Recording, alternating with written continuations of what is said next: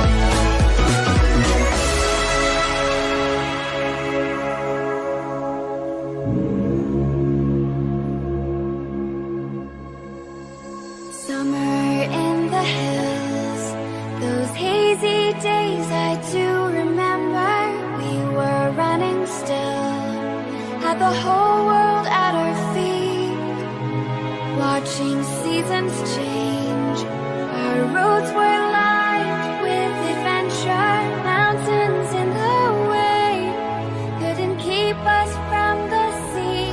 Here we You're watching the hottest gaming podcast to hit the scene. Class vs. Crass. The mastermind of this operation is Jason Levine. Class vs. Crass. With the help of his scruffy buddy, 85 to the RGT. Class vs. Crass.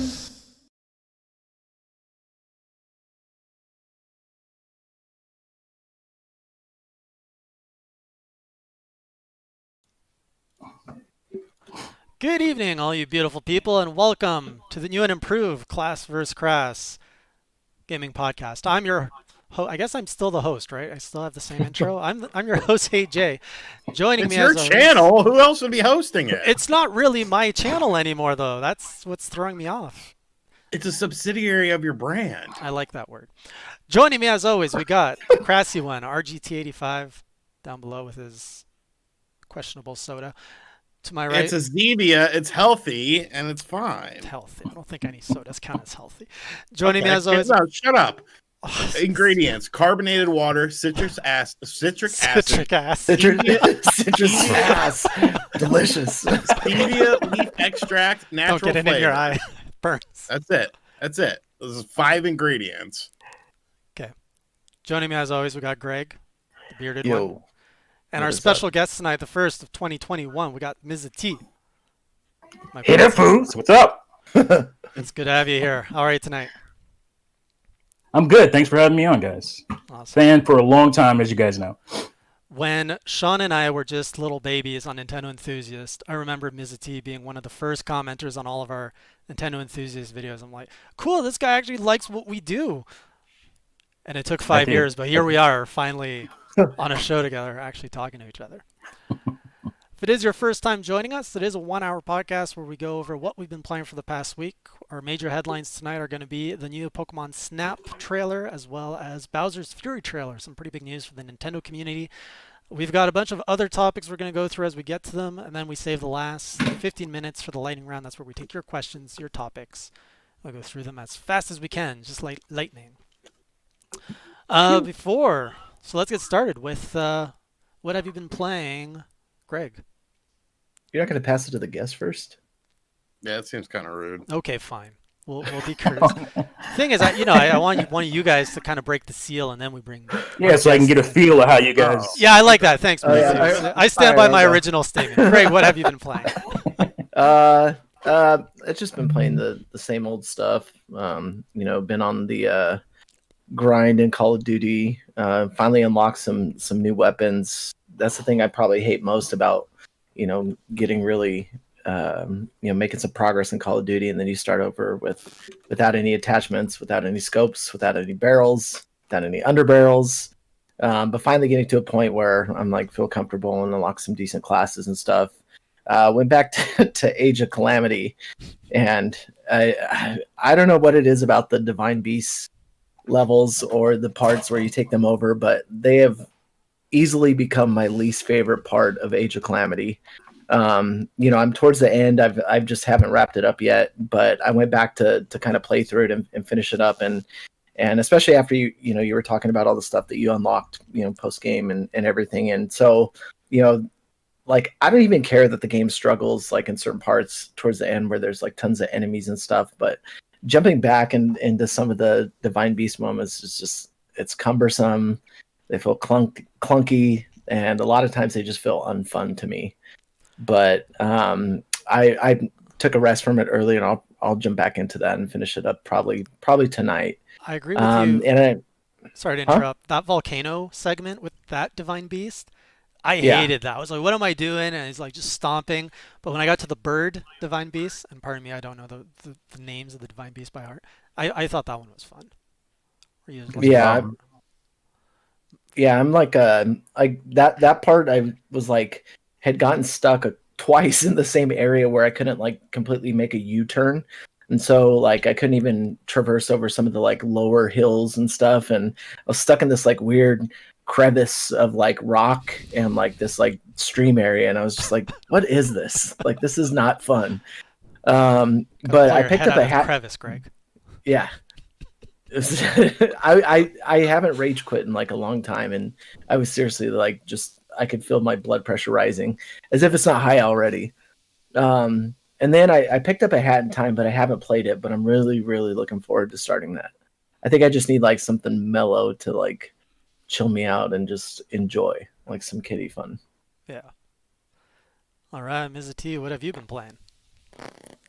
Pretty much the same. I've been playing, obviously, Age of Calamity. Yeah, I have kind of the same feelings about it as far as the Divine Beasts go. I thought they were going to be way cooler once they announced them. They're just not as fun as I thought they would be, and they're definitely clunky. I think it's Bob Meadow. I think that's the bird one. That's the one I like the most. Yeah. But still, they don't really add a whole lot to the game for me. But it's a cool. I mean, I like. I've always liked the Muso games, so once they threw Zelda and Hyrule into it, totally love it. And I also been playing, trying to finish Paper Mario Origami King. Oh, that's a good one. Awesome game. It's so good. I think a lot of people are sleeping on that game, but it's very good. So. How far are you into that one? I'd say I'm in the last third of it. I have how many of the ribbons there are? I think 5. I think there's 5 of them. Yeah, I think I'm somewhere in the third ribbon area. What is it? The desert, I think. The desert, yeah. So that's a good one. Somewhere around there. Keeps on getting better. But yeah, it gets better and better. The writing is great, and I just wish the battle system was a little bit more like. I mean, I think it's cool. I just wish there was more like RPG-ish elements, like with actual leveling up and stuff. So, but the rings I find turn into a massive pain probably after where you are because the difficulty increases, and you're like, oh, I just gotta like do this all the time. Yeah. Yeah, I can see where it's kind of like Color Splash, where I got tired of adding color to everything using the gamepad. Yeah. So I felt like that might happen where it gets a little tedious towards the end of the game, but I'm having fun with it though. That's good. How far are you into Age of Calamity? Age of Calamity, I'm probably halfway. I think I just what is the last? I'm past the Kakiri Forest. Okay. So not too far, but somewhere in the middle. Yeah. So you met an antagonist. Yes, which was very cool, and I hope they continue that antagonist in future games. But yeah. Cool. Anything else before we pass it off to Sean? Well, today, I don't know if you saw my tweet, I was having a Wii U Sunday. So I was playing a bunch of Wii U games. Every once in a while, I'll do that. Have some fun. Or Wii U is pretty much everything that's on Switch. Like Donkey Kong. They're all right here. Yeah, I mean, my stack is right here. So let's see. It's like Donkey Kong, and there's my stack. Yeah. I didn't realize Deus Ex made a label, a non-white label. Yeah, for a lot of people that are like really, what's the word I'm looking for? When you're OCD, you like things a certain way. OCD, yes. A lot of people are really OCD about their labels and stuff, but I don't really care as long as it's the original one. I'm cool with it. But yeah, it's one of the best uses of the gamepad on Wii U.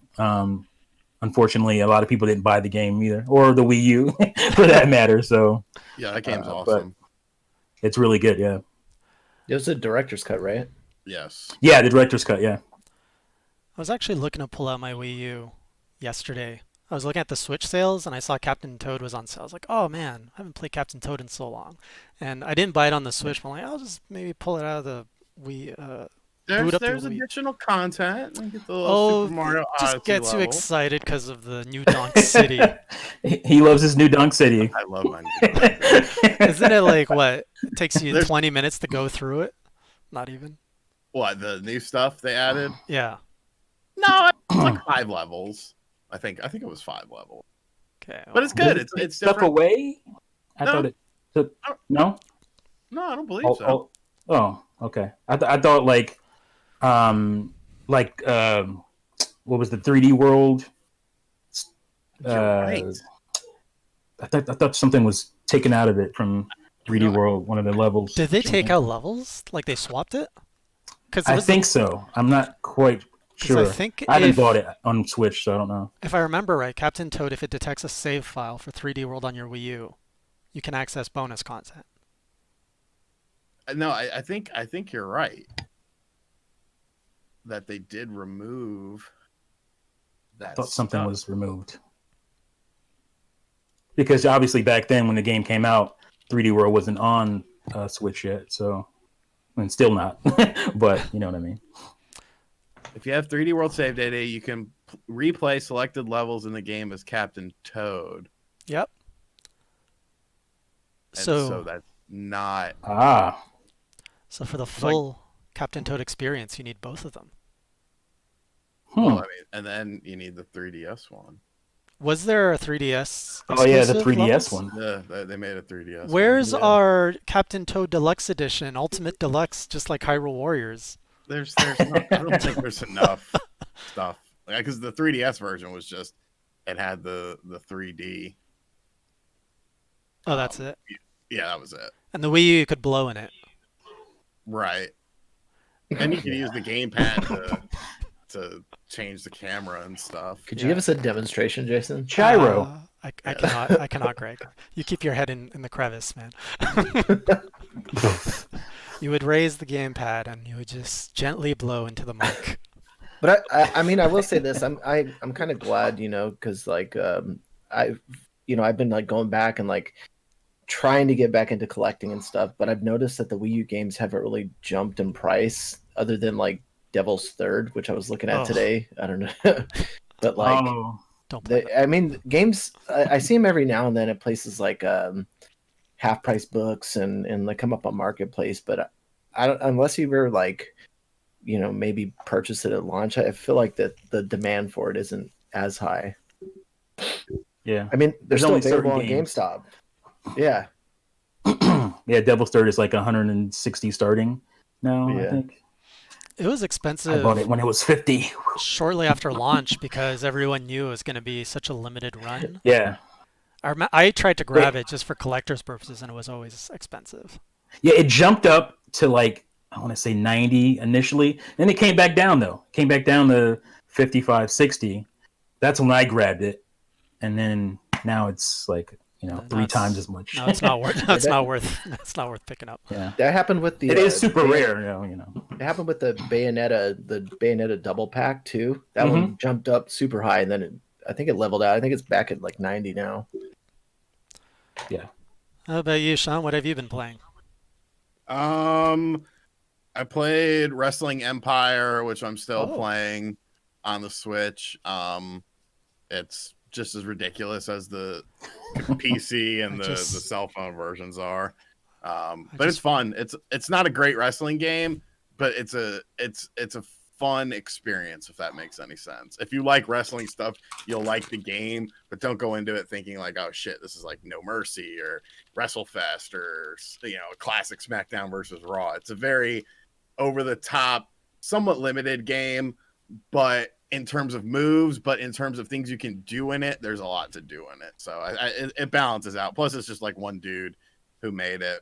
I hit level 102 prestige on my what's the game called? Cold War. I don't even know what the fucking game is called. All I do is play Nuketown 24/7 with the 4 modes, and that's all we do. That's it. That's all I want to do. And I figured out a really good thing that I never thought of doing. So you know how like the Xbox controller runs on batteries, and when your batteries start running low, it'll turn the vibration off for a little while to save it. And it did that the other day, and I was playing and I was like, holy shit, this plays so much better when there's no vibration, because there's hardly any recoil, and you don't have to worry about it rumbling in your hand to create additional recoil. So now I figured out that you can just turn it off in the options. So it's like, why doesn't everyone turn it off? Because now you can use SMGs and like take people out across the map, and just as you know, it's a lot easier to control your aim with it. So I've been exploiting that. And then today I actually got a new game, and I don't know if I like it.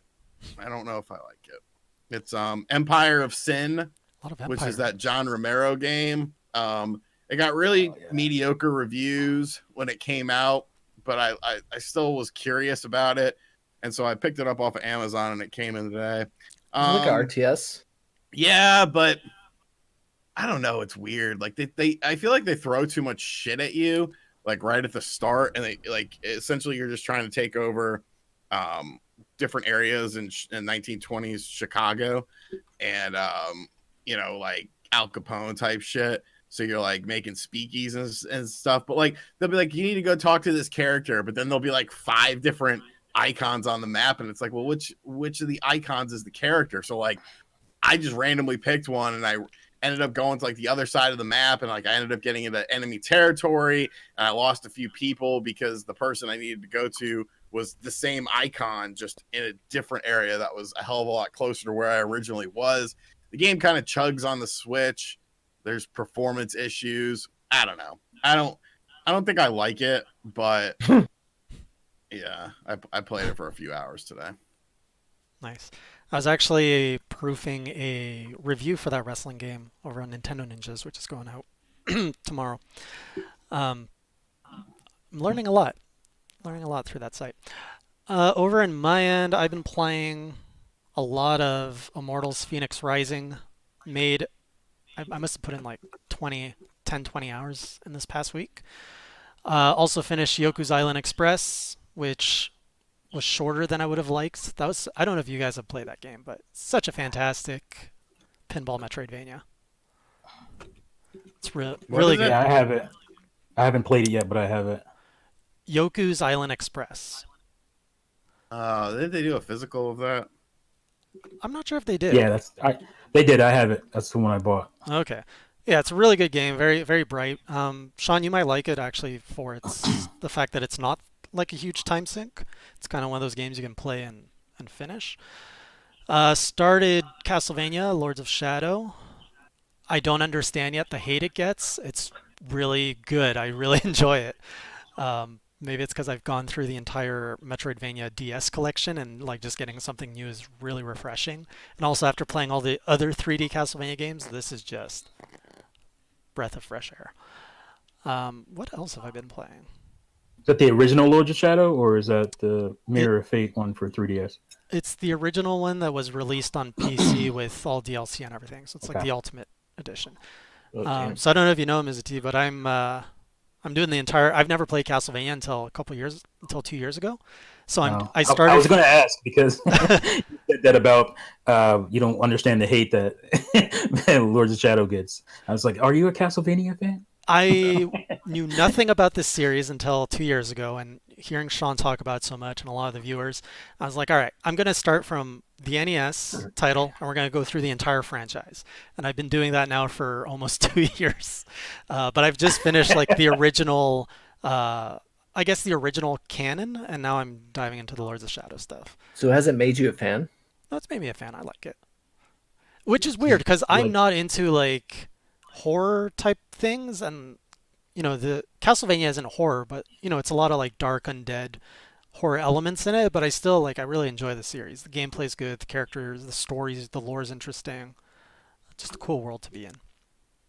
Did you like Castlevania 2? Okay, so this is the controversial opinion. I liked Castlevania 2 and I did not like Castlevania 3. But didn't you? There was some fuckery with how you played it. Though. I used the walkthrough because it was 2020 or it was 2019 when I went through it. That's not fair. That's not the experience. It's the 2019 experience. I didn't want to go for the 1990 bullshit experience where you have to buy a magazine to get through it. Thank you, Surgeon Craig. Yeah, it's more gothic than horror, I guess. So overall, yeah, busy week. I don't think I played anything else. But let's get into our next segment. Before we get into the major headlines, for those who don't know, we're going to do a little highlight of Mr. T, his YouTube channel, what he does over there. I'm actually kind of interested, since we already said that you were watching us on Nintendo Enthusiasts when we launched, suggests that you were around way before us on YouTube. So I'd love to hear kind of like what got you into YouTube and how long you've been doing it and what made you decide to jump on this crazy train. Well, how much time you got now? Yeah, Well, I was minutes. actually, No. I was in film school, and I had instructors that were like, "Don't mess with YouTube; it's garbage." Blah blah blah. So I would have probably started a lot longer ago, and maybe I'd be more successful at this point. But I used to watch. I started watching mostly AVGN videos. That's what I usually watch them.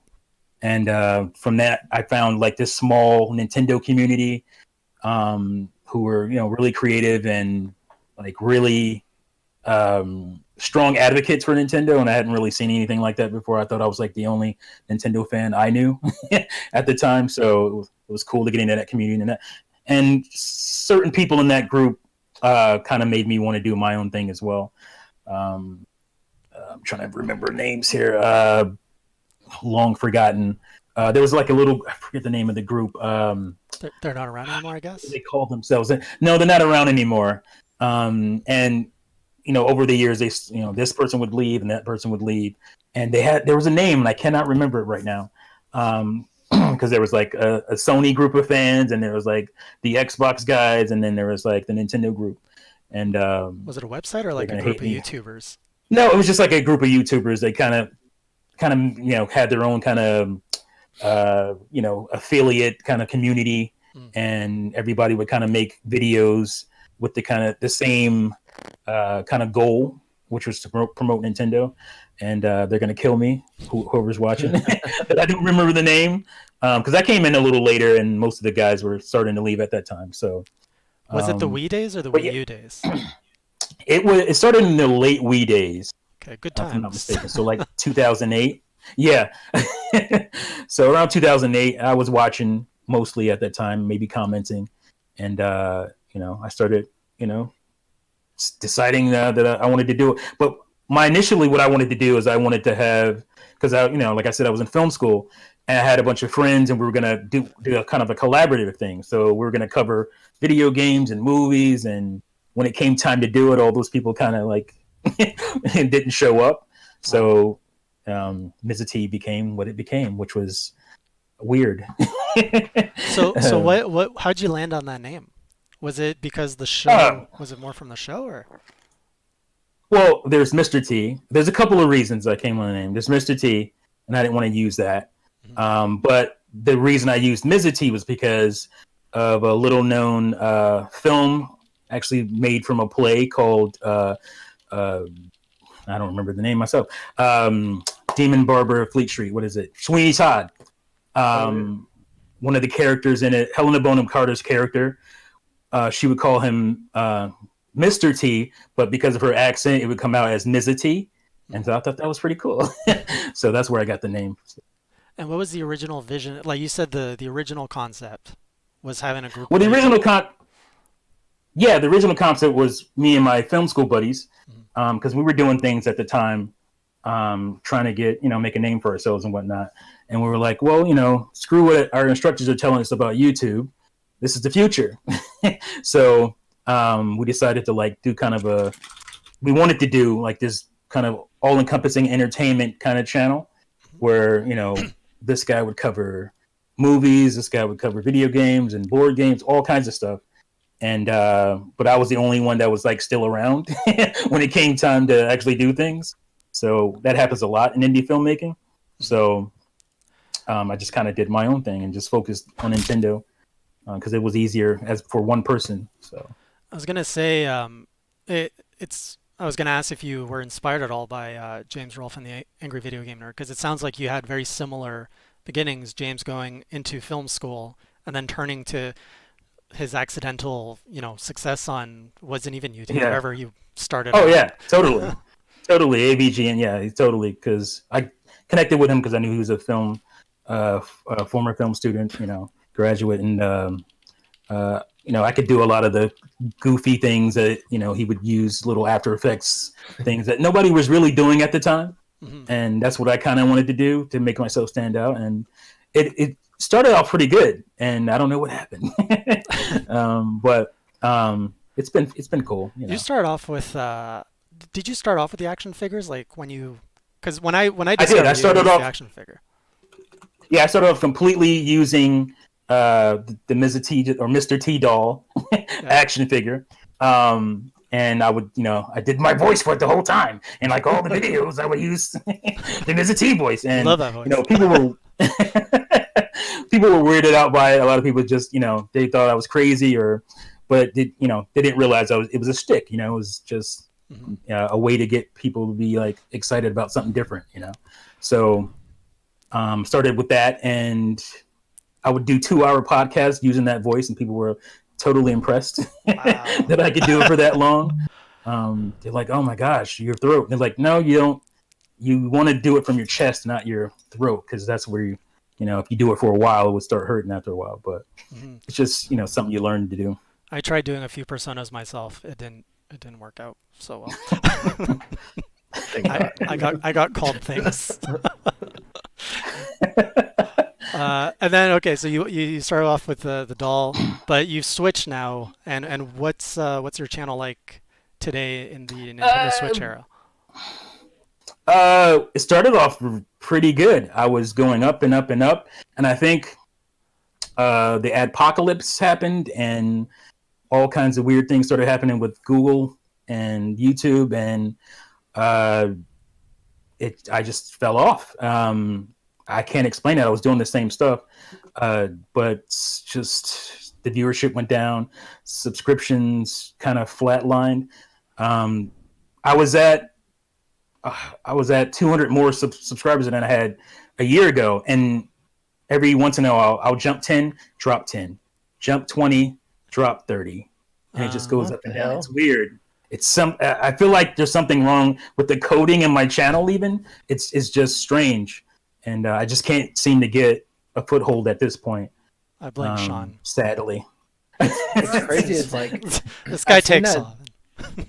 I've seen that, but in my full-time job, unlike some other, just on social media in general, just how inconsistent some of the numbers have been, and like how certain platforms like will report, X amount of followers 1 week, and then you jump 10 days down the road to look back at them, and the numbers are gone, or there's like plus 300 and there's minus 400, and then it levels out again, and I'm like, I don't understand what's going on, but I'm sure it's people pulling ad dollars and them dropping certain channels because of their content, not probably not anything gaming related, but more so in the political sphere. But yeah, it's weird though, because people base their ad spend and money off of those numbers, and when they're not accurate, that's not good for either the advertiser or the business. Yeah. And for me, I didn't start it thinking about like making money or anything. I was just having fun. I was doing silly using a silly little voice and doing fun little videos, and maybe I just kind of missed that boat, but I at some point you expect your numbers to keep going up and you to grow, but I just froze. Probably late 2017 was when the weirdness started happening, because I was doing really well pre-Switch and early Switch. I thought I'd be at 20,000 probably right now. But no, it just froze. I don't know what happened. Yeah, they're always changing the algorithm and stuff that it's so hard to you do one strategy, but then if they change something, nobody knows what it is, and then your strategy no longer works. And then there's a pretty big element of luck, honestly. Well, you got one. Growth. You got one new one. There you go. Thank you. I dropped. And then it's like whack-a-mole. It's like, am I doing something wrong? So let me try to do this type of video, or let me try to do that type of video, and then you kind of lose your core audience because they're like, "What are you doing?" You're like, so it's just, it just kind of all came together at once, and unfortunately fell apart. Yeah. I just got a surge in subscribers last week for a Monster Hunter video, and I'm like, why are these people subscribing to me? They're going to be very disappointed. I don't play Monster Hunter. I made a I made like a a Switch VR video where I got the headset. Sean, you bought like the previous version of it, and it was like really terrible. But then they made a new version of that, Oivo, I think it is. Oivo Oh yeah, headset. Yeah, and it's really good. And so I made a video about that, and it's like the highest viewed video I've had in a long. It's like 24,000 views. What? Nice. Why? Why a VR headset for the Switch is I would have never my guessed. biggest videos. I thought there was no like, interest in VR and Switch. So, Right. No rhyme or reason. so you never know. It just makes no sense. Even like sometimes we talk, Sean here on the podcast says like, you know, he'll like lay out this crazy skid and everything and like put a lot of work in his video and then just, nope, that one bombs. Yeah, that's frustrating because I do that a lot. Where I have all these cool ideas. And I want to make this, video. It takes multi-editing and little visual effects and all kinds of stuff, and it's like one of my worst viewed videos, and it's just so it's so disheartening for the next time. So I did that a lot at Nintendo Enthusiasts. Always like these big elaborate things, and then it's like 500 views, and then you just talk to the camera. It's like 5,000. I mean, I enjoyed it. I mean, I like the high production value videos. I loved Indie Corner. It's one of my favorite. Oh, thank you. Man, I haven't heard that word being said by someone else in so long. Oh, I loved it, and it was great. That was fun to make. A lot of the weekly skits. But enough reminiscing. Let's get into our first major headline. So we saw well, let's start with Bowser's Fury. We finally see what this whole Bowser's Fury add-on content is. Looks like it's going to be basically a Mario Odyssey type kingdom, but with a massive Godzilla-like Bowser. And I just have to say, I'm here for it. I love it. Like, I was on the fence, and I'm like, gosh, they're gonna get me. I'm gonna buy another Wii U port. What'd you guys think? Yeah, I'm buying it for sure. I loved what we saw from it. I think to me it seems more like Odyssey DLC than 3D World add-on content, but that's because even like the whole gameplay style is different than what than what 3D World is, because it's more of an open area. I am curious to see how much gameplay you're going to be able to get out of Bowser's Fury, but I definitely like the whole thing. I like the whole portion where Bowser gets pissy, and then it's like Typhon's Rage in Immortals Phoenix Rising, where like the weather changes and the rain comes and all this bad stuff happens. So I think it's cool. How about you, Greg? You double dipping? I think I am. Yeah, because I never played the Wii U version. Oh. But I bought it not too long ago to jump back into it. But it's weird because it seems more fitting than Odyssey does as a Switch title. But it's like, I don't know. I like that the two exist on the same platform now. But one thing I did see, though, I saw a video on Nintendo Life, and they were talking about that the game it plays much faster, and they did like this like video breakdown, but to me it just looked like it was just running at a higher FPS. I don't know. I didn't know if you guys had any thoughts on that, but I don't know if it necessarily looked like the movements were faster. It just looked at it was like maybe at 60 FPS at 1080p then versus maybe 30. I don't know. No, I think the characters actually do move faster. I think that was one of the things that was pointed out, that the characters themselves actually move faster, because the game was 60 initially, so it shouldn't be a frame rate thing. It's probably that the characters just run faster. Well, that helped me beat that final Crown Victory Road or whatever it's called, because that's pretty much the only thing I couldn't finish on the Wii U was that final world. Oh, it was Crown World, and then there was 3 different levels I think there, and maybe I did the Captain Toad one, but I couldn't do those other 2. It was really hard.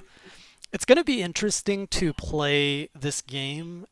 Like, I think just the atmosphere is so different, like in the community. So when it came out on the Wii U, I don't know if you remember, but people were like, oh, there was already getting like this fatigue around Mario.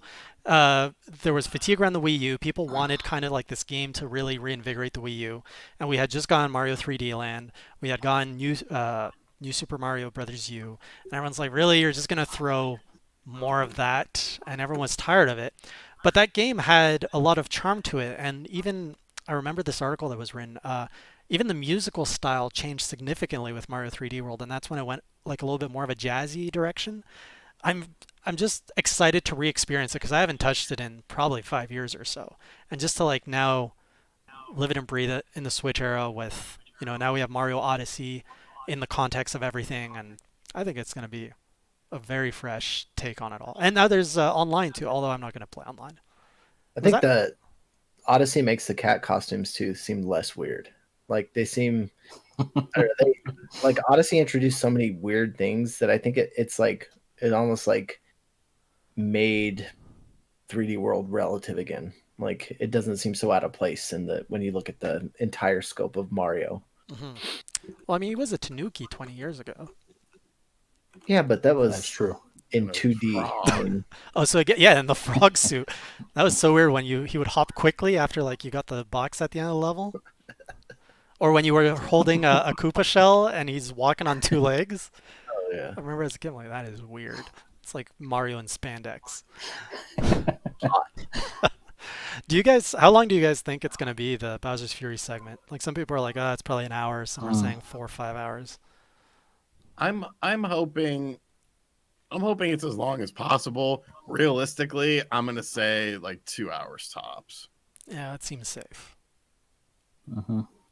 Yeah, I mean, I hate to be the odd man out, but I'm torn as far as getting it because of the fact that it's probably very short, and I'm kind of a disgruntled core Nintendo fan.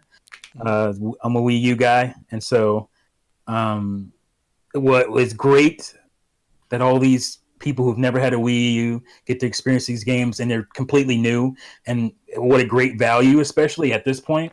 Yeah. For me, it's just like I don't know if I want to pay $60 for a 2-hour DLC. It's like because that's all it is to me. I recently played 3D World. I 100%ed it on Wii U, and I go back and forth with it over the years. But I mean, it looks great. Bowser's Fury looks awesome. So it's tough. It's tough for me. I mean, I bought Mario Kart 8 Deluxe, and I didn't feel as bad with that because it's like the online was what I always wanted, the battle mode, and a true battle mode. So I felt good about that. But I don't know. Did you I buy? don't know That's about this one. Mario Kart was the one that I refused to double dip on. I don't know why. I was just like, I'm not doing this on principle. I paid for all these DLCs already. I got the car. I got links, everything that came with it. And I was like, no, I'm not going to buy it Yeah. again. Did you buy any other ports, Greg? Wii U ports? No. Anyone here I buy haven't Tropical really. Freeze on the Switch? Donkey Kong Tropical Freeze? No? Nobody got that?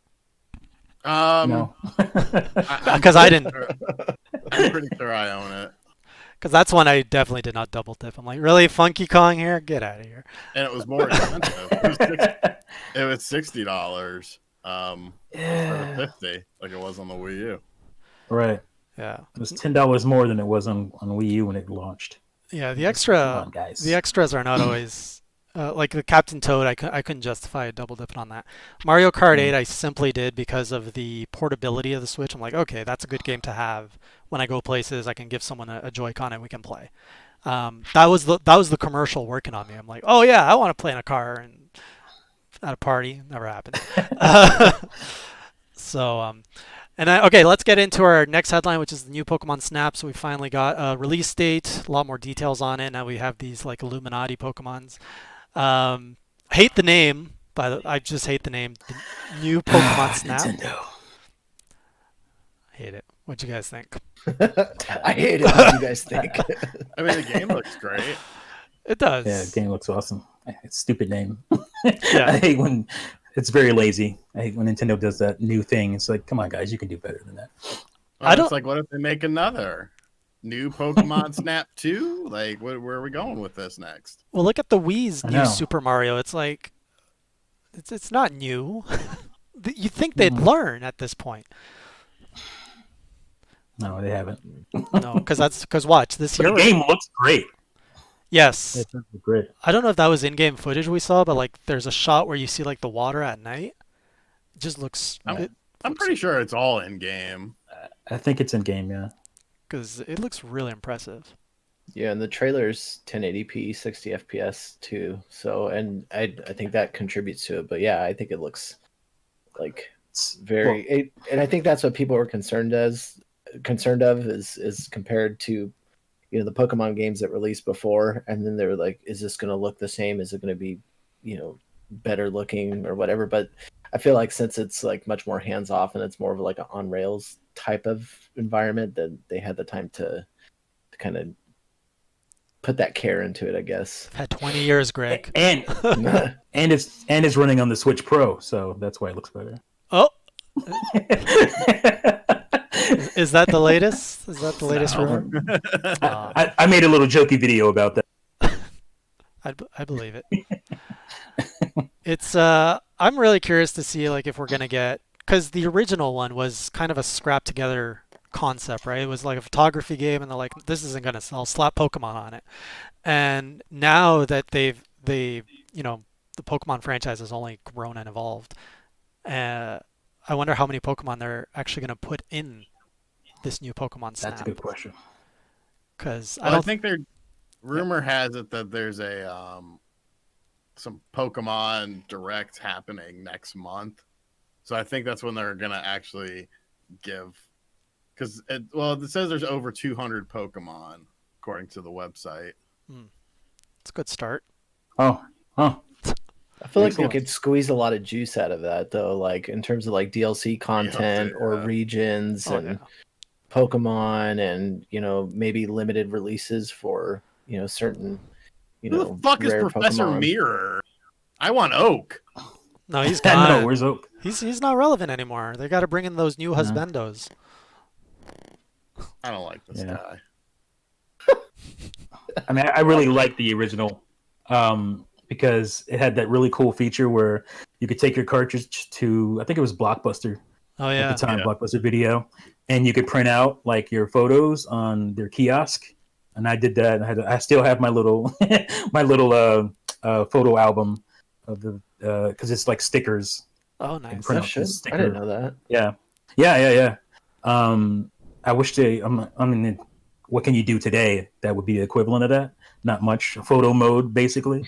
Instagram filters. As the probably lone Nintendo Switch VR enthusiast here, I wouldn't mind a VR mode for Pokemon Snap or new Pokemon Snap. That would work very well. You could have like that Labo bird, and you're just looking around. Yeah. Even if it was just like completely like no controls or anything, just to be able to look around, I think that would be benefit. I think they're gonna. That'd be pretty cool. There's so much potential here for integration with the way all the Pokemon IPs have developed. Like, there's probably gonna be a Pokemon Go integration. I think they'd be silly not if they put all this work in doing new models. Like, that's probably gonna carry over into the next Pokemon game. I wouldn't think. No. I wouldn't know. No. First off, no. Second off, isn't Bandai Namco making this? Yeah, I think it's Bandai Namco. Yeah. Well, if all the work's done, you don't think Pokemon Company would be like, hey, can you shoot those over here? We just discussed that there's only 200 of them, or over 200 of them in the game. Yeah, if that's the case, then you're right. That is the case. I just read it on the official website. How many is in Sword and Shield at this point? Because I don't know. That was one of the big hooplas. Yeah, I think it's like was that there weren't that many. Okay. But also, so yeah, they just had the Sword and Shield DLC last year that came out, and from what it looks like, that was a very successful play. Like, they were basically able to hype up DLC the same, to a certain extent, to some degree, of what a new Pokemon game was. So I think we're going to see the Pokemon Company learn from that and probably do what we would consider more shady stuff of, piecemealing the experience a little bit more and putting breadcrumbs of Pokemon. Drip feed. Yeah, so now they've got like their mobile they're gonna have like their mobile drip with Pokemon Go. They're gonna have their console drip with Pokemon Snap and whatever next game that they bring out, and then another drip. Wasn't there a PC Pokemon game coming out, or was that a Switch game too? The MOBA Pokemon game. What? You talking about Temtem? Is that what it was called? Hey, you talk about Temtem. Temtem's not a Pokemon. It's No. like Pokemon. No, but there it's was. Okay, I swear there was a Pokemon game announced last year. No, it's not Temtem, and it was like three it v three. Temtem? It's not Temtem. Get out not- of here. Oh, Pokemon Unite. That sounds right. Yeah. Okay, yeah, that's what it is. Oh yeah, they announced that during the what was it? Android, During, iOS, and Switch. Yeah. Okay, so it was Pokemon not Temtem. PC. Okay, for some reason I thought it was PC. All right. What the fuck ever happened to that Pokemon Sleep They slept on it. device? Do we really Yeah. They care? went to sleep. Wasn't there one for brushing your teeth like, too? Like But Pokemon. initially, it was like such a big deal. Yeah. Though. It was like part of that trailer. And we were like, okay, I guess they're gonna be monitoring our sleep now. And there was Steps also weren't the enough. there was the one to encourage you to brush your teeth too, right? The AR one. Mm-hmm.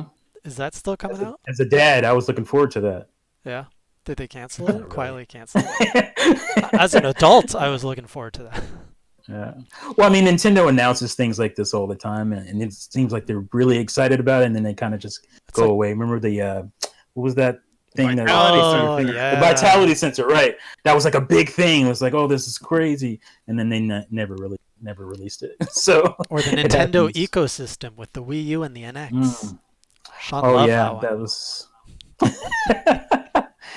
I mean, we knew that was bunk because they did that before with the DS and the Advance. And they're like, "Oh no, the Advance is going to hang around. Trust us." No. Yeah. All right. Before we get into the lightning round, I'm going to go through a bunch of headlines you may have missed. That might become a new segment. We'll see. Share your thoughts. Some of them are Nintendo, some of them are not. So we've got news that the Star Wars IP is finally out of EA's clutches, and we got Ubisoft working on an open world Star Wars epic. Love it like a hater, man. Love it. There's not enough. Just Star Wars Why do we open trust world. Why do we trust Ubisoft all of a sudden? They can make Yeah. open worlds. It's not going to be like creative or anything. I'm going to climb 20 towers, You don't. but I'm know going to do it anything as a about it. Jedi. So I think it's not even. And the next thing is going to be Indiana Jones, exact same thing. Why are we giving Wolfenstein Youngblood? No, I don't care about that one. creator, a pass. Like it's okay to be excited about it and be interested in it, but I mean they've shown you nothing. It's not coming until what 2023, the earliest. So I don't know. I can't get. But why focus on the one game they didn't do good and not the other ones they did well? Who? But that The Wolfenstein crew. The Wolfenstein crew. because that was their last game. That was, and really, if you look at it, they've only done Wolfenstein games. So yes, they did a really good job with the Wolfenstein games, but then Youngblood just totally shit the bed. And it's kind of like a "what have you done for me lately" thing. Is sort of how I look at it. Because I mean, by that stretch of the imagination, Bethesda's made some awesome games, but in the past couple of years, it's definitely been a bit of a downhill decline. And if you look at a company that's only done Wolfenstein games, are they really the best suited for a Indiana Jones style game? Like, there's no sort of they've never done something like that before. So I don't know. Like, I don't think it'll necessarily be bad or anything like that. I need something to be excited about before I get excited about it. I think they'll be good at least at capturing the feel of Indiana Jones because the Wolfenstein games kind of are of that era. Even though they're kind of modern, but they have that kind of World War II aesthetic to them, which is kind of where Indy mostly hangs out. His character. Yeah. So I have a confession. I'm hopeful. It's not like Indiana Jones games have been super amazing to begin with. There's two good ones. That's the thing. I've never played an Indiana Jones game because they've never called to me. I'm like, N64, the Yeah, there's two good ones. was good. I liked the Staff Kings on the Wii. I know Staff Kings was all right. Yeah. Re-Res Made the whip did sound. a video shitting on it, and I was like, yeah, "Oh, you have to sorry." waggle your way through it. It's a fun game. And then a lot of people told me that like the old PC like Amiga point and click ones are really good, and I'm like, okay, do you think I ever fucking played those? Come on now. But I don't know. The Xbox one, what was the name of that one? That one was good, I thought. I didn't play- the Emperor's yeah. Tomb, it looks like it's called. Emperor's Tomb. I never played it. Yeah, that one was good. I like that. The N64 one I played up until the Infernal Machine, and then I got stuck in a wall, and I kept respawning inside that wall, and I never finished it. So it was broken as far as I'm concerned. I never beat it because of that. The thing is with Uncharted, the wannabe Indiana Jones that has games, and Tomb Raider, like I think that's what it needs to be, but at the same time, it's like, well, you got Tomb Raider and Uncharted. What can Indiana Jones do different? Right. Should it go that way? As long as it has really good characters, because that's what makes, at least Uncharted especially, that's what makes Uncharted stand out really, really well, is that they have really defined characters, you know? I feel like Uncharted's going to be like, Uncharted's like the action adventure, like without the RPG elements, and I feel like they're going to somehow like shoehorn those into the Indiana Jones experience. And that's something that, like, I mean, you want it to be accessible to a wider audience and not just, you know, Bethesda heads out there. I just hope it doesn't feel like a Bethesda game, if you guys know what I mean. Because I dislike every Bethesda game I've touched. That's how I feel about the Star Wars game in Ubisoft. I don't want the Ubisoftification. Like, I don't want to go to an area, unlock this new area because That's what you're going to get. Some tower. Force jump the tower. And it's like, fuck that. Completely just I'm just happy. No. I'm just happy Star Wars games isn't in a cage locked in EA's basement anymore. Like I'm just really excited about it, because I'm a guy who grew up playing Star Wars games on everything and everywhere. And I hate this whole exclusive thing. You take this franchise and you take that franchise. Star Wars games were at their best when everybody had a Star Wars game. Every company was making like a Star Wars game. And Lucasfilm Games is back. Lucasfilm Games is back. Fuck yeah. That's great. I like that 180, how, you know, they acquired, like, what's this Lucasfilm stuff? Dilute it, give it to this big billionaire company. And no, let's undo that. But I agree with you. Like, you know, we have this Star Wars renaissance, for better or for worse, between the TV shows, Mandalorian. We don't talk about the sequel trilogy. And, like, there's so much more stuff you can do now. It's just give that IP to every studio that wants to make a Star Wars game. Do it on mobile. Do it on Switch. Do it on, like, there's so much Star Wars to go around. Just pass it around. All right, next headline. What do we got here? Where'd my notes go?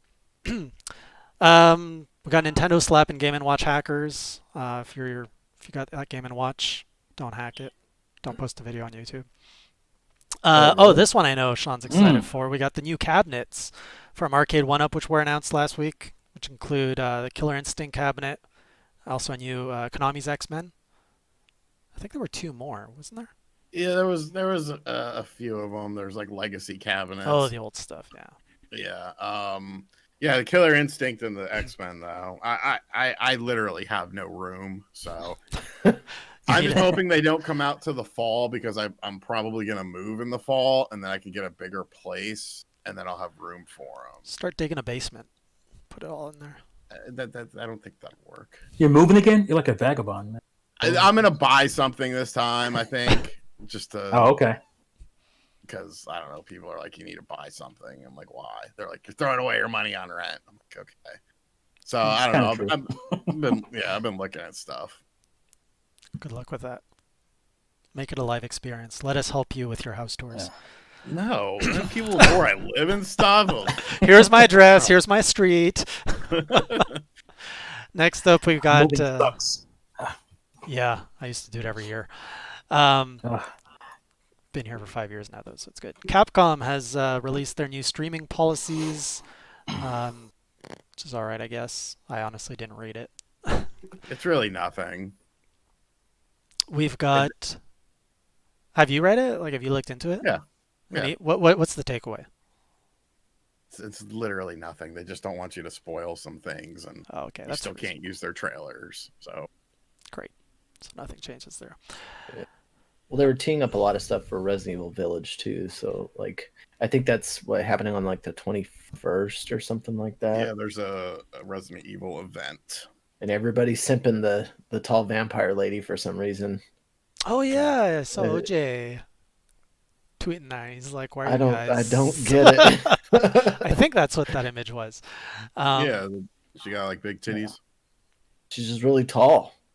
Like the vampire chicks. I don't get it. They like to be tossed around. Like, To each their own. We've got this one I was actually a little intrigued by. The Nintendo DS platformer Monster Tale making a comeback on modern consoles. Because I was mistaking this for that other 2D platforming monster game. I forget the name of it. It was like a retro Monster game. Boy? Monster Trap. See, there's so many monster games. I think it was Monster Boy. So that's interesting because that was a DS game that was supposed to get, I think, a sequel or a remake on the 3DS. Never came, and then it's now confirmed to be coming out on modern consoles. So we'll see what happens. Majesco is doing it.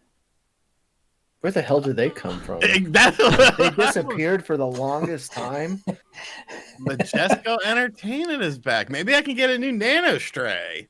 Who's Wow. Majesco? Ooh, shit. Nano Stray. I haven't heard that one in a while. I fucking love that game. I'm still on the leaderboards for it. Who's Majesco? Wow.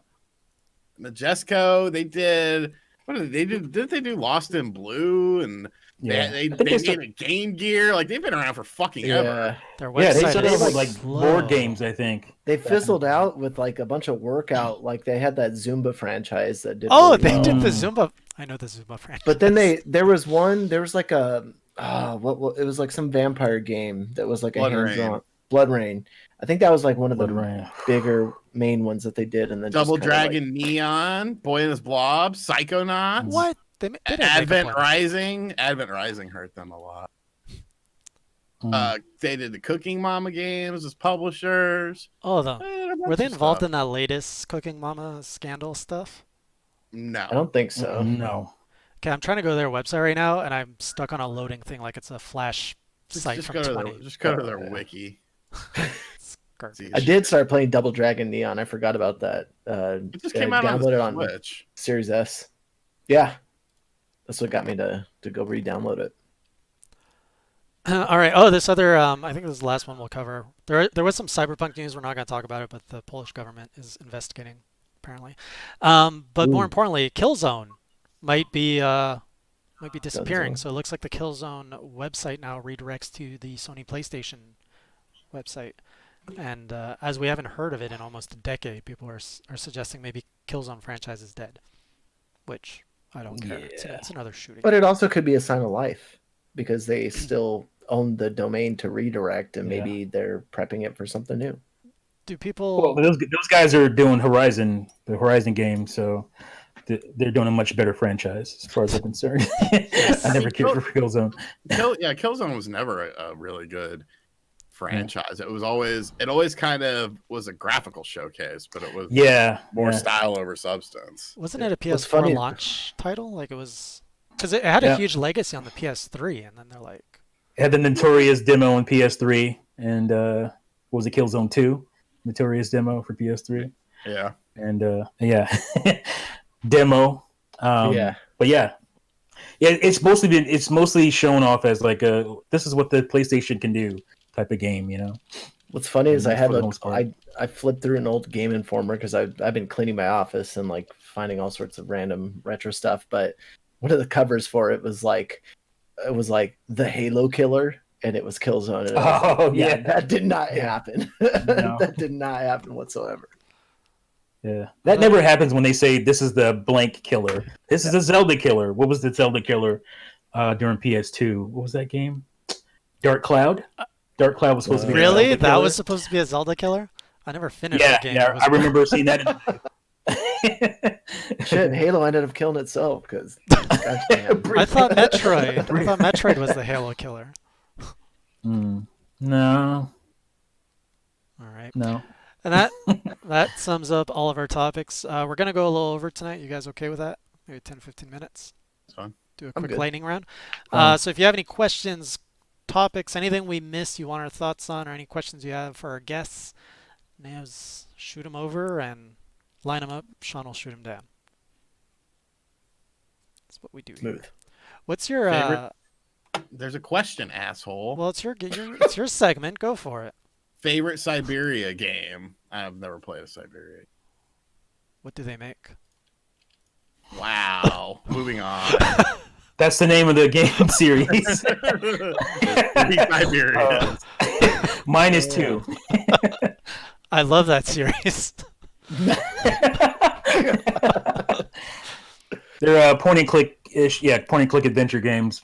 Okay. Came mostly from PC, but they're on consoles as well. Yeah, they're still on Steam. Yeah, I'm looking at. Oh, they got a new one coming out soon. The World $12.99. What the fuck? 3 was pretty recent, like Yeah, what, 3 2018? 17, Yeah. I think. You guys have all played this franchise? No, No, but I I never- know about it because it's kind of what I have yeah. to know. I've never played them though, but I know about a lot of stuff. Have you that- played any point? I played 1 and 2. I played Jurassic Park, the Telltale game. I played Back to the Future, the Telltale game. Oh my I God. played the first Batman Telltale game. I Okay. played the second one, but I didn't finish it. I finished the first one. Fuck off. Any non-Telltale games? I was gonna say I don't count Telltale. Yeah, like the real point and clicks. Missed? I'm sure Mist, I yeah. have. Oh yeah, I played a little bit. Secrets just- of Monkey I- Island, Loom. I just don't have the patience for that kind of gameplay. I don't know. I played Maniac Mansion. I'm looking through a list of the best point and click games. I would say Quantic Dreams are kind of their games are point and click-ish, basically. No. They come from that background. Oh yeah, I forgot about the Walking Dead one. Phoenix Wright. Phoenix Wright's kind of point and clicky. Yeah. Yeah. The Neverhood. I played the Neverhood. Okay. Fuck off, Jason. What else? When do we get something from Nintendo and Zelda Anniversary? And towards the end of the year. I think it'll be fall. No way. Fall? I'm saying. Mm-hmm. I want to say, if not next month, March, spring. You're an I'm gonna say idiot. Call Put me an idiot. $1,000 on Quote. it. Put Let's. I'm not $1,000 putting on money on it, but we can quote bragging rights here. If it's February or March, I get to gloat over you for the rest of the year. You're an idiot. Do you really think that it won't be till the end of the year? Yes. Greg's on It's kind Team of AJ. disappointing. Yeah. It would be. I'm actually a little bit of both here. Realistically, it's probably gonna slip, but yeah, Why? Why is it gonna slip? Or maybe it was always supposed to be because that. of COVID. Look at Bowser's Fury. Exactly. 35th anniversary of Mario, still going. Nearly 36 years. That's what I think. I think they want to sunset Mario, and just before like that March 31st date hits, boom, Zelda. Well, that wasn't the plan. It was just they hadn't Exactly. finished it. It was supposed to be Hyrule Warriors come out in the March time period this year, Oh. and they had to flip them because they didn't finish 3D World / Bowser's Fury in time. Oh, did not know that. I would have liked if they held off on both, so then it wouldn't be so choppy. Still waiting to pick up an Xbox Series X. Realistically, when do you think there'll be a sufficient supply back in stock? I don't know. I mean, it's going to be hit or miss until the world starts getting more normal again. So that's pretty much. And I hate that technology companies are making all these bullshit announcements at CES, like new CPUs, new GPUs. People can't even find a Xbox Series S anywhere or X. It's like, stop announcing stuff. It's demoralizing. Deliver the 2020 products first, then Yeah. announce. They're all still sold out. Every website is completely sold out. It's dog shit. I was gonna say April, probably April-ish. Yeah, I would Yeah. guess that too. Let's see. Favorite tall vampire chick? Why's it got to be a tall one? I don't remember if she's tall. Are there tall ones? The I only, I sent a link to it. Is here? I'll send it again. the only one that comes I to love mind vampires. is and I can't think of the N60, the Castlevania one. Actually, I forget the N64 one. What's the one in the show, the Castlevania show? Is she tall enough? That's Okay, like the yeah, only we're- vampire I can think We're of. talking about like real women, Jason. What? How I is was she? thinking- I was thinking real women, not Actual vampires? cartoons and things of that nature. Oh no, all my porn's Yeah. animated. You're throwing me off with the tall. I can name 1,000 vampire chicks, but I can't think of a tall one Ready, go. specifically. Can you name No, one non-animated vampire? Tall? Elvira. Forget tall. What? Wilhelmina Harker. There you go. You're a Are we movie gonna buff. get a Mega Man Legends collection for the Switch? Same with Battle Network. I'm gonna say no because it wasn't in the Capcom leak. Now that could always change because that's obviously a much smaller project. But as of right now, I will say no. Do you think Nintendo will get Bandai Namco to make a mainline Pokemon game after Metroid Prime situation? Fuck no. I kind of feel like we're a Magic 8 Ball where it's like, when's Nintendo going to bring out its Zelda thing? Try again later.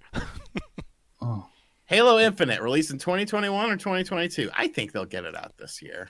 I think so. Yeah, I think so. In some way, shape, or form. Is it better to have many/buy many standard games or less collector's edition games?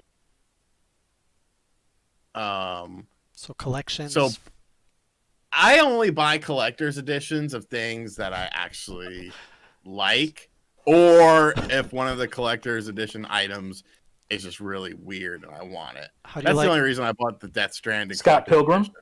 See, I'm not buying Scott Pilgrim. How you liking that Super Nintendo cartridge of Street Fighter that's like red or blue or whatever? Oh, yeah, that was pretty cool. Fuck that thing. Did anybody get the? What happened? Did anybody get the? It was too expensive. Oh, You still have it? I don't sell shit. Sorry, Greg. Oh, sorry. No, I was gonna say, did anybody get the Mario 35th anniversary stuff that went on sale through the Nintendo, the NYC store? Yeah. Yeah, I did. Hold on, I'll grab it. Oh shit! Don't get me started with stupid My Nintendo. The pins, Greg. I tried so hard for the first set, and gone. Now they announced the second set. I don't even qualify for it because I didn't do enough. They released a small set of pins that you could buy here on the Nintendo NYC website. So I got the Super Mario 2 shirt with the box and then the pin set. This is the shirt. Oh, I like that. That's so tight. That's very cool. And on the back, it has like a little history of the game, and then the shirt. I'm never gonna open this. That's great. I'll just keep it like it is. Shirts can be expensive, man. But you don't sell stuff. But maybe one day I'll have to, and like the Virtual when Fighter YouTube changes its algorithm. Yeah, the Virtual Fighter training pack shirt goes for like $100 nowadays. All right, back to the questions. You never want to sell stuff when you have to. That's the worst time. Right. When do we get our... Always talked about all this stuff. Any chance of a Metroid anniversary or anything are completely overshadowed? They'll do a Metroid celebration, I feel, closer to Metroid Prime 4.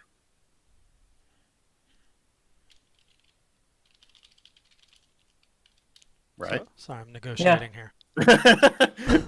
I didn't know if this shit died. What will be included in the Zelda collection? I think they could go a couple different ways with it. They're going to go the worst way. I really feel like it's going to be Ocarina of Time. Relive it like it's 1996 or I really feel like it's going to be a Super Mario 3D All-Star 97 thing. After 3D All Stars, I have no expectations whatsoever. 98, sorry. I guess It's wrong twice.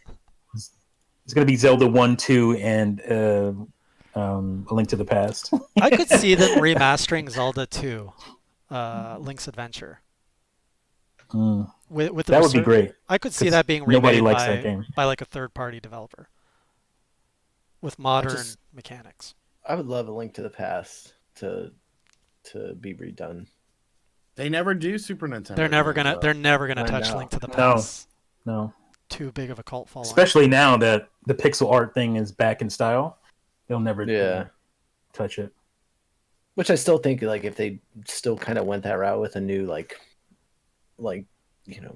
non-traditional Zelda title like they did with Link Between Worlds, I'd be all about it.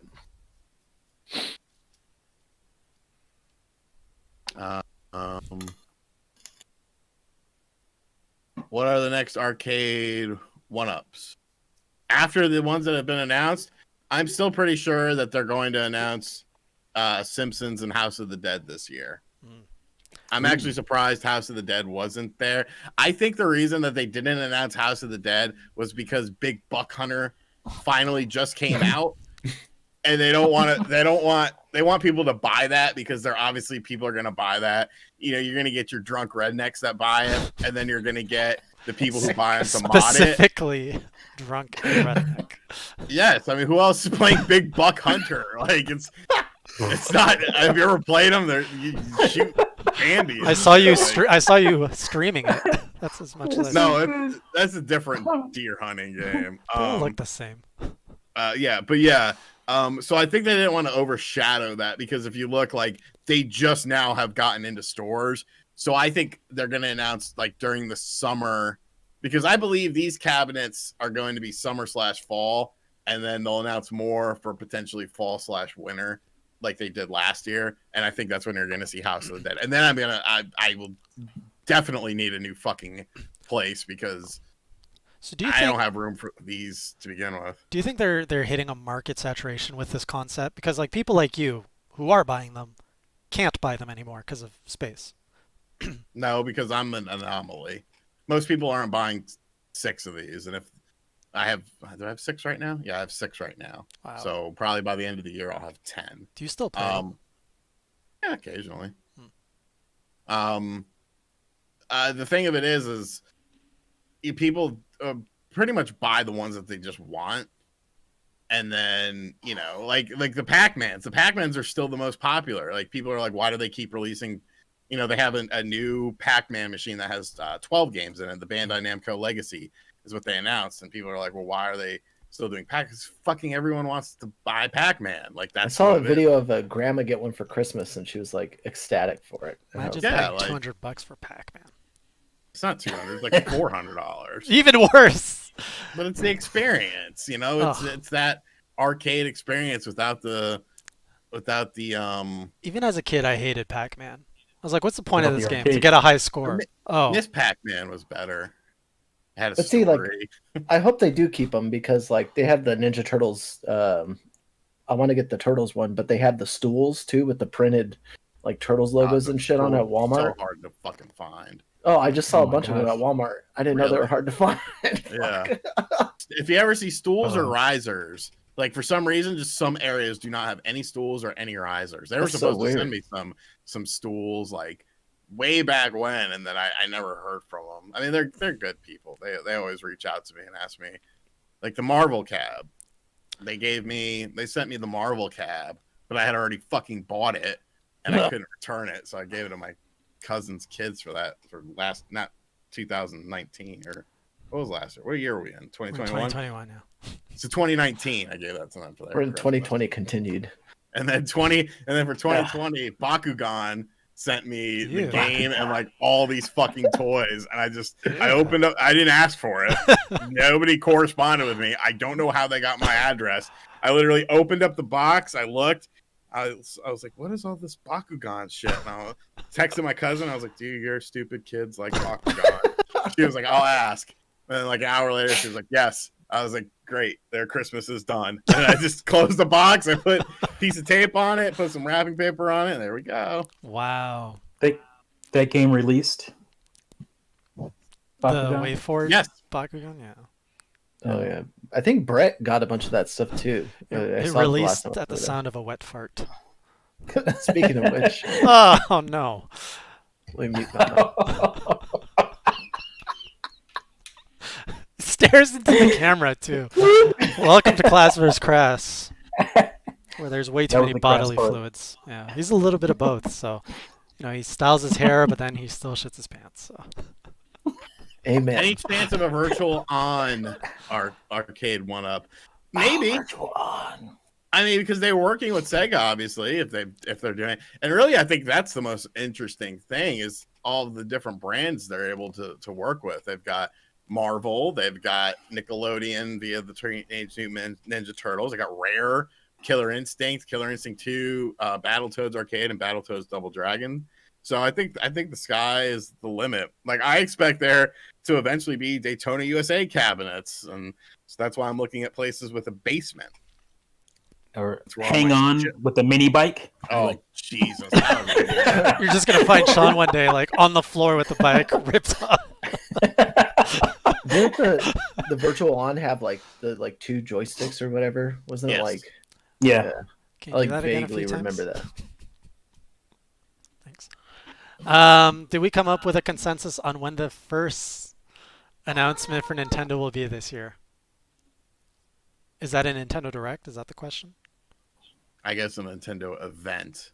Nintendo Directs are dead, didn't you hear? I don't necessarily think they are, but if they are, whatever. As long as I get information out, I don't give a shit how they. I don't think they need it for provide the first information. party anymore. I think you're going to get the Indie World Showcase. You're going to get the Nintendo Direct Party, or Nintendo Direct Third Party, and then Partner presentation. that's what it is. Thank you.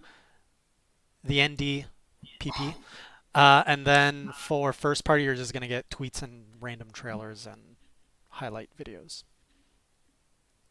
I'm gonna miss it. I like the whole pomp and circumstance of it. I do The whole too. showiness of it. Yeah, but I think they vacated at the right time. When everybody else started to do That's the exactly thing. what they were doing. Yeah, You know that as soon as everyone's doing what Nintendo's doing, they're off to a new. time to move on. Get us they're in off our to do sleep. something. Yeah, they're going to do something new. All right. Yeah. Anything else? No, looks like it. All right, we're going to wrap it up there. Let's get what's happening in your world this week, RGT. I have no idea. He's always lost. Greg, anything new in your world? No, just been back on the news grind again. Been sending out some small updates on my Instagram at enthusiast_Greg. But just trying to, if anybody else out there too, like, it's totally okay to take a break from your phone, from your computer, from your games. This has been a trying year for a lot of people. Even for myself, I lost, 3 family members over the course of the last 3 weeks, one every week. And you just got to sometimes just, feel it, be in it, keep doing what you're doing, and realize that it is okay to set your technology down sometimes and just, and enjoy the world for what it is. But at the same time, some people find that escape in video games, and I'm the very same way. So, just hang in there. I've been taking a lot of walks myself. Zati, what's happening in your channel or your world? Anything you want to bring attention to this week? I don't like to say for sure what I'm gonna do because I never end up doing it. Sometimes I just I have a lot of ideas that are always running around. Something at some point. Well, where can people follow you? I already dropped the link to your YouTube channel in the chat.